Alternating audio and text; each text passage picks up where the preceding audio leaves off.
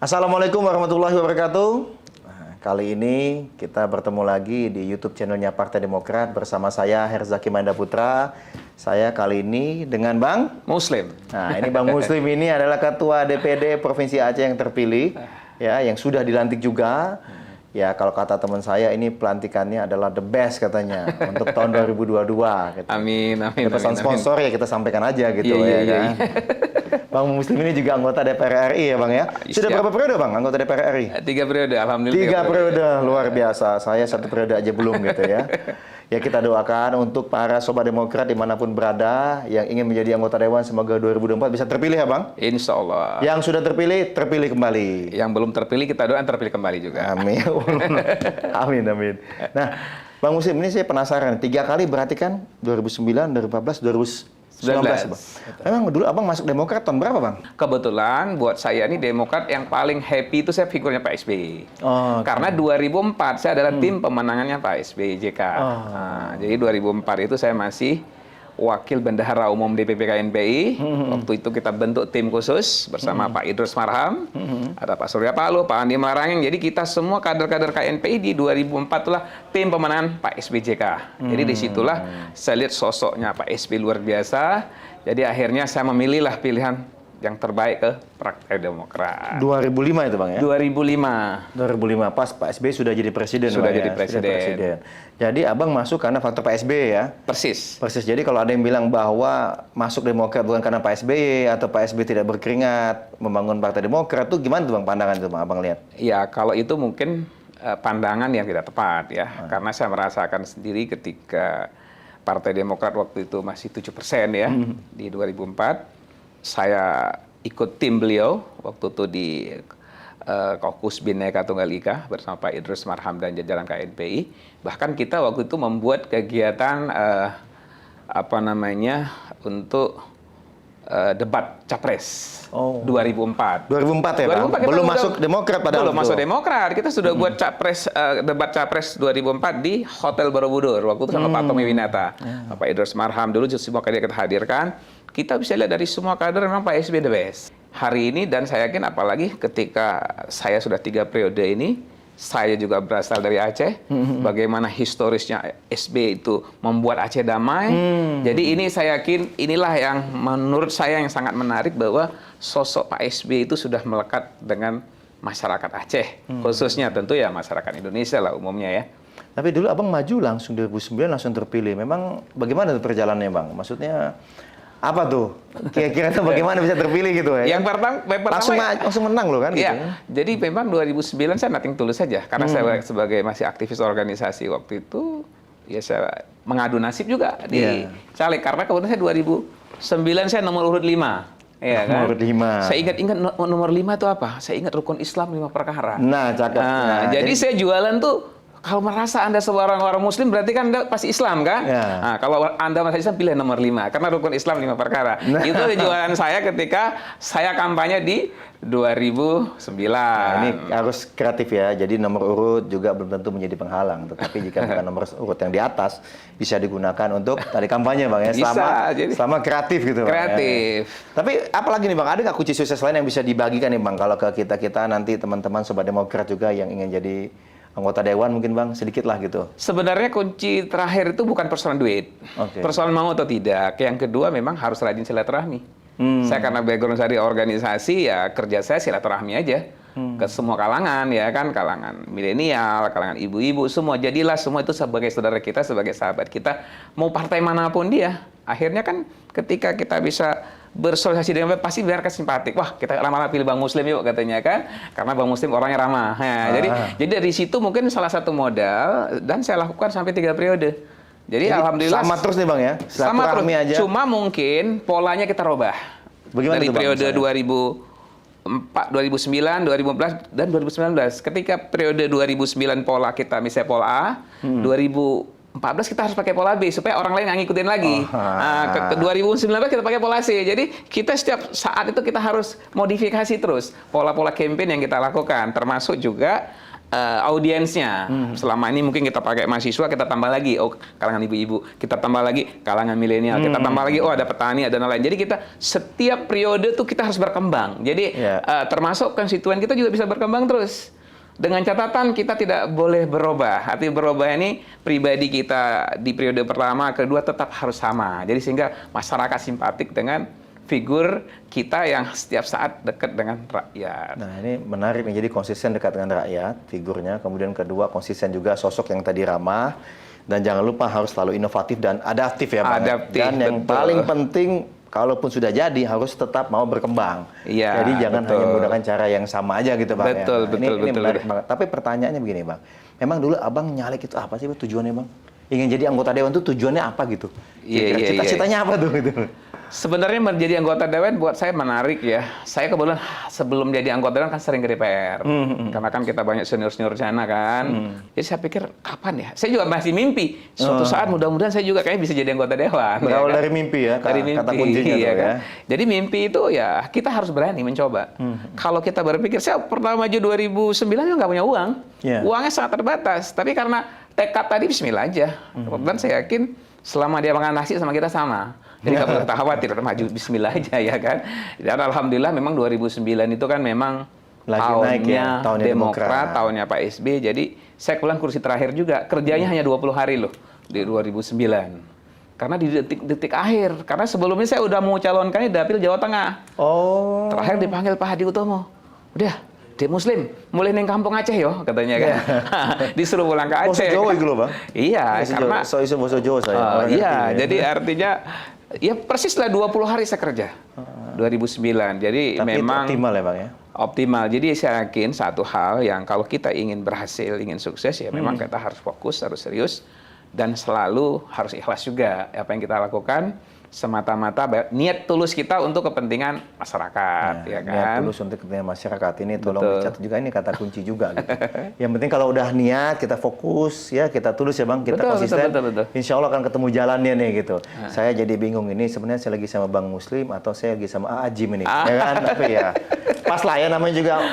Sesuai namanya Muslim. Muslim kan, Muslim kan, pas ya kan.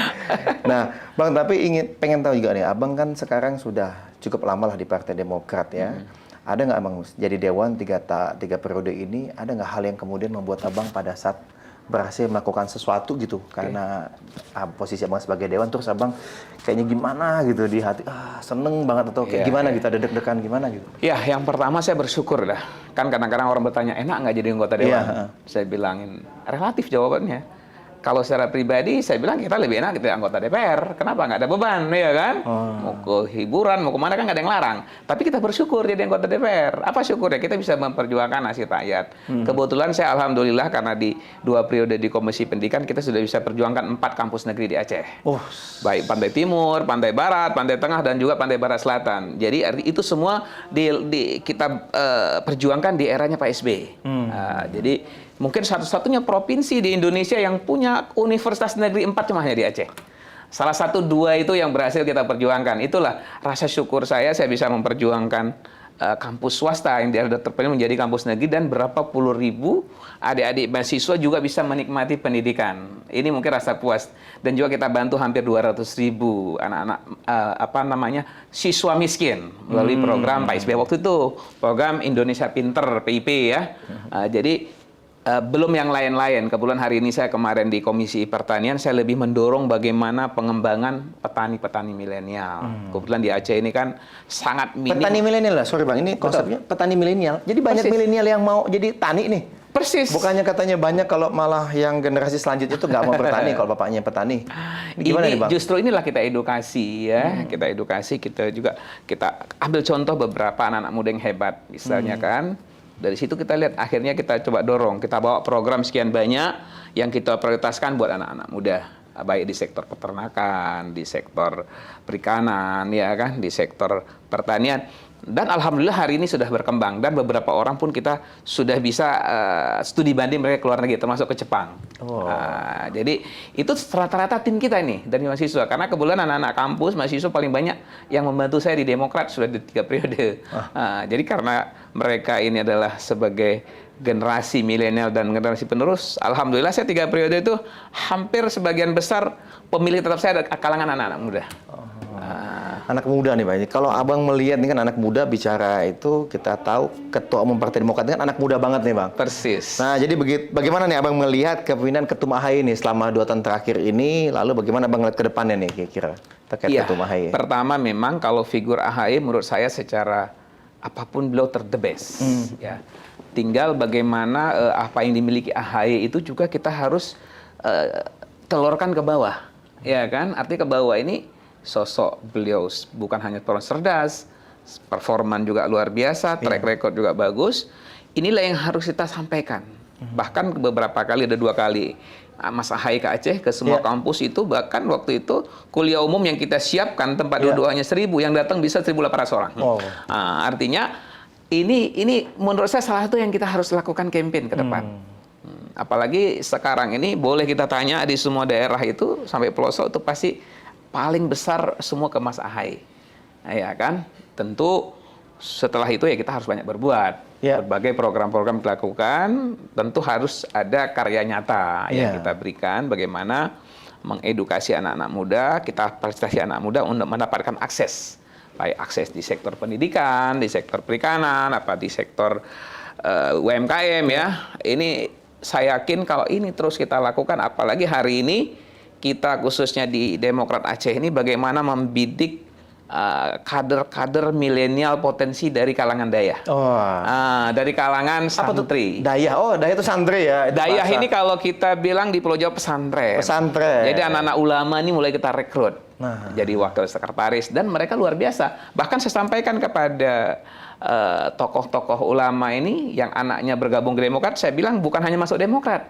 Kita berharap mereka juga bisa nyalek, apakah maju di pilkada maupun nyalek, supaya mereka bisa terpilih. Sehingga ada keterwakilan anak-anak muda dari kelompok santri daya ini duduk di parlemen. Jadi sehingga ada yang memperjuangkan nasib daripada dayah-dayah itu. Tadi. Dan alhamdulillah hari ini cukup banyak.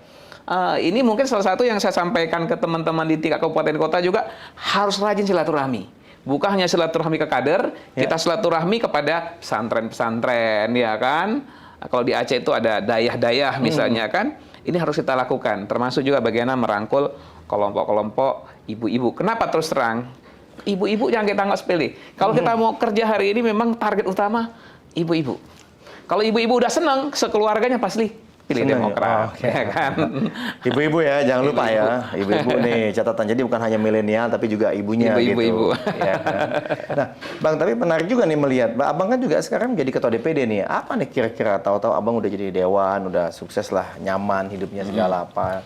Stabil, atau ada tantangan baru nih, mencoba maju sebagai ketua DPD. Ini kan istilahnya bukan mikirkan diri sendiri lagi nih, atau konstituen aja, tapi juga udah mikirkan teman-teman yang lain nih gitu, partai secara keseluruhan. Nah, itu bagaimana tuh Bang, motivasinya Bang? Ya, memang ini kan panggilan, tanggung jawab, amanah ya. Saya pikir karena saya jadi ketua partai hari ini, ya harus kita jalankan dengan baik.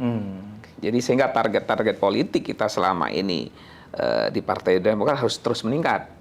Baik pun target kursi kita bisa di DPR RI, DPRD provinsi, kalau di Aceh itu DPRA namanya. Di tingkat provinsi. Aceh ya. Kemudian di DPRK itu kabupaten. Ya kan? Artinya tentu bagaimana strategi kita untuk menambah kursi dari sekarang kita harus lakukan. Nah, termasuk silaturahmi. Karena menurut saya itu yang paling penting itu kunci di Demokrat tuh kita harus silaturahmi. Yang kedua harus kita perbanyak program-program yang betul-betul menyentuh pada masyarakat, termasuk misalnya ketika banjir, ya kan, apakah itu kebakaran, itu saya yakin kader harus hadir di situ, biarpun nggak banyak, termasuk dalam konteks kebijakan.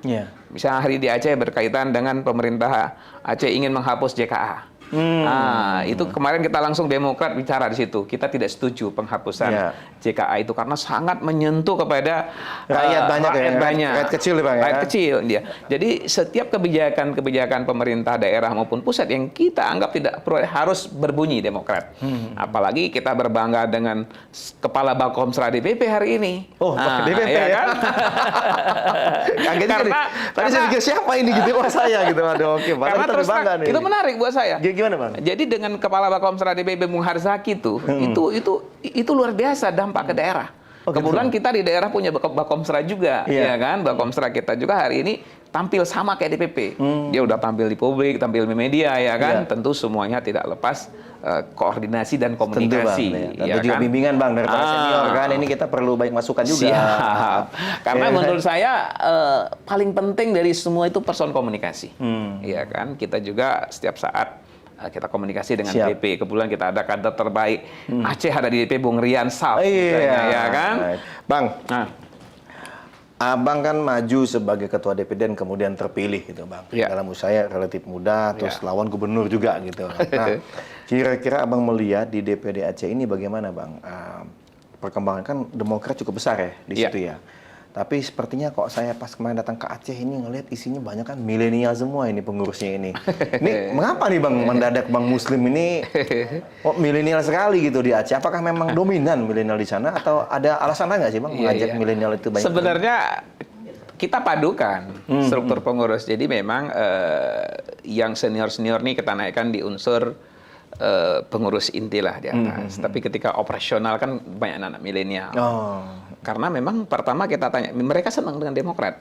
Jadi kita bukan hanya sekedar mengajak, kita tanyain dulu. Karena sebelum menjadi pengurus kan kita panggil satu demi satu. Oh iya, ada proses interview ya Bang? Ada sama seleksi ya Bang ya? Dulu, apakah dia ada pemaksaan, ataukah memang... Tapi rata-rata mereka senang dengan Partai Senang Demokrat. Kenapa ya Bang senang dengan Demokrat? Karena ketua DPD-nya atau bagaimana nih Bang? Ya mungkin faktor ketum juga. Oh iya, tadi Bang iya karena saya gitu, saya pikir gitu. Ternyata bukan, luar biasa. Karena terus terang faktor ketum yang kedua memang... saya juga pernah sampaikan ke Ketum, yang tidak boleh kita lupakan aja di samping figur seorang Mas Ahaye, ada figur yang tidak pernah itu Pak SBY. Makanya saya sampaikan nanti pada saat kita campaign di 2024, kita harapkan di semua baliho itu harus ada foto Ketum dan foto Pak SBY juga. Ini menarik nih. Karena menurut saya itu supaya masyarakat Aceh harus kita review kembali, diingatkan kembali sosok Pak SBY. Ya kita 32 tahun konflik Aceh, setelah SBY lah Aceh betul-betul damai. Dan itu saya yakin nggak akan pernah dilupakan oleh siapapun rakyat Aceh di seluruh Indonesia, dunia, di seluruh dunia bahkan ya kan, karena proses perdamaian kan di luar di luar negeri. Jadi mungkin itu trik-trik yang harus kita lakukan. Jadi ketika kita, karena itu sampai di pelosok, di kampung-kampung, di warung-warung kopi itu pasti dibahas. Pasti bahas Pak SBY. Tapi memang Pak SBY kan ya itu putra terbaik Indonesia lah Bang, salah satu. Persis. 10 tahun memimpin Indonesia, banyak prestasi yang sudah dicapai. Dan zaman Pak SBY itu tidak ada orang Aceh yang tersakiti satupun. Oh gitu Bang. Tidak ada konflik di sana, tidak ada orang Aceh yang dibunuh. Berbeda misalnya di era-era sebelumnya ya. Itu yang mungkin tidak bisa di depan, karena pendekatan beliau ini kan lebih pendekatan kepada keluarga. Karena mungkin beliau juga mantan peacekeeper mungkin Bang. Pernah punya pengalaman perdamaian di luar negeri, itu kan juga ada, selain pribadi beliau ya. Inginnya damai, inginnya kok bisa kita ada masalah kita selesaikan sama-sama gitu. Kemudian milenial ya, tentu hari ini kita hampir di atas 50% kan milenial. Bahkan dalam semua kegiatan hari ini, mereka yang kita kedepankan. Tentu senior-senior ini semua kita rangkul. Baik pun di One Hor, di One Team, dan mereka happy. Artinya bahwa yang paling penting senior ini kan kita hargai.